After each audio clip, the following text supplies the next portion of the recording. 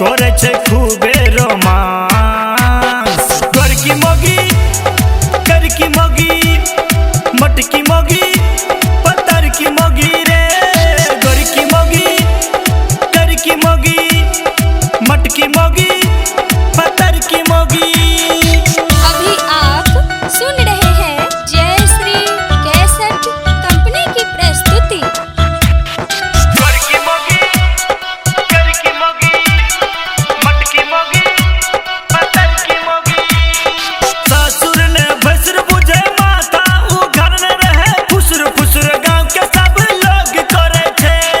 बुढ़वा ने बच्चा बुझे सबके बीच में नाचे मोगी सब डीजे पर उतान भैल छे।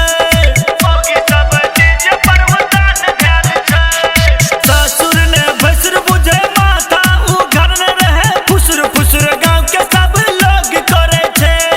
बुढ़वा ने बच्चा बुझे सबके बीच में नाचे मोगी सब डीजे पर उतान भैल छे।